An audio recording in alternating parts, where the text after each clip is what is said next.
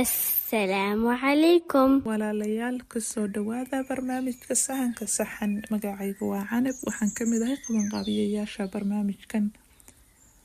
sheekada qaybteena maanta waxay ku saabsan tahay jidka saara ee furashada, si gaara muhiim u ah waxayna inooga baraysa inaan wax ka barano qaladaad muhiimna u ah kobcinta nafteena.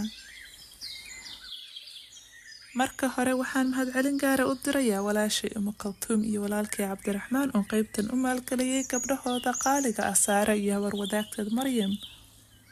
magaalada Ottawa ee dalka Canada waxaa ku noolaan jirtay gabar yar oo fikrad wanaagsan oo la dhihi jiray Saara. Saara way faraxsanayd maxaa yeelay habar wadaagteed Maryam ayaa ka timi San Diego si ay ula qaadato fasaxa xagaaga iyada. Maryamna waxay ku faraxsanayd inay waqti la qaadato qoyskooda iyo ayeeyadooda qaaliga ah ayeeyo Xaali. fiidnimo qurux badan Saara, Maryam iyo ayeeyadood ayeeyo Xaali waxay isugu yimaadeen daaradda dambe.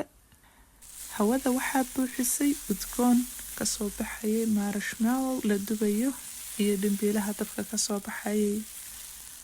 Saara iyo Maryam waxay waqti ku qaadanayeen halkaa iyaga oo wada hadlaya oo qoslaya intay marshmallowgooda dubayeen. Maryam si aan ula kac ahayn ayay ugu tuurtay marshmallowgeedii dabka, taasoo sababtay olol yar.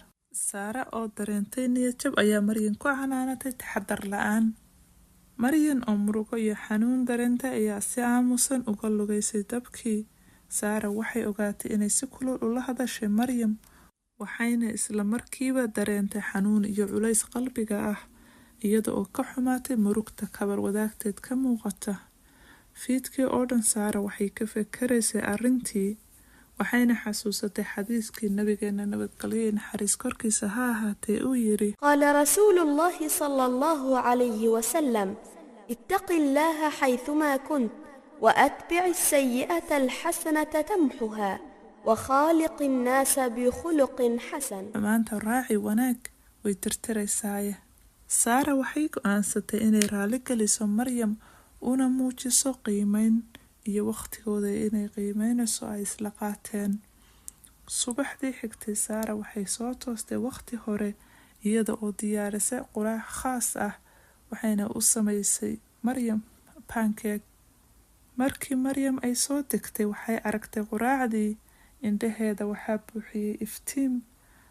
Saara ayaa soo dhaweysay waxayna ku tiri: aad ayaa uga xumahay inaan xanaaqo shalay, mana aanan u jeedin inaan dhaawaco dareenkaaga.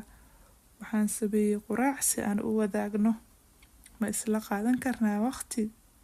wejiga Maryam ayaa iftiimay iyada oo dhoola cadeynaysa. hab ayayna siisay Saara iyada oo faraxsan oo ku faraxsan cafiska ay u fidisay Saara. waxay waqti isla qaateen maalintooda iyaga oo sahaminaya beeraha nasashada quruxda badan ee magaalada Ottawa. way isla qoslayeen, taasoo xasuus cajiiba reebtay, maandhaafkii fiidkii ka horreeyayna tirtirtay. Saara waxay xaqiijisay inay naxariis dheeraada u muujiso Maryam, ay una dul qaadata iyada oo tusasay inay qadarinayso waqtiga ay isla qaateen. markii maalintii dhammaatay mar kale waxay isugu imaadeen dabka ayeeyadood ayeeyo Xaali. Saara waxay dareentay qanacsanaan qoto dheer, waxayna baratay cashar muhiim ah oo ku saabsan inaad khaladaadkaaga wax ka barato oo u beddesho fursado wanaagsan. iyada oo raacisay khaladkeeda fal wanaagsan, waxayna ka buskatay dhaawacii, waxayna xoojisay xiriirka u dhexeeya iyada iyo habar wadaagteed. sidaas darteed walaalayaal, waxaan rajeynayaa inaad ka heshaan jidka Saara ee furashada oo ay noo noqoto dhiirigelin. waad mahadsantihiin dhammaan waalidiinta qaaliga ah iyo dhagaystayaasha noo suurtageliyay inaan sheekooyinkan oo kale idiin soo gudbino. taageeristiinu waa hagista iyo iftiimka barnaamijkan.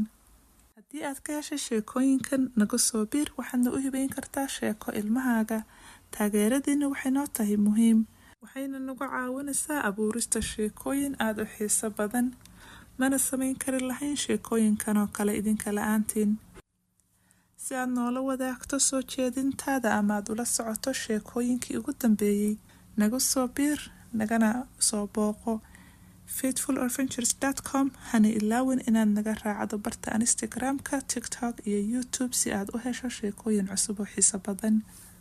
aad ayaad u mahadsantihiin walaalayaal sida aad uga qayb noqoteen safarkeena ilaa aan waqti dambe ka kulmi doonana waxaan idinkaga tegayaa assalaamu calaykum waraxmatullaahi wabarakaatu. Goodbye.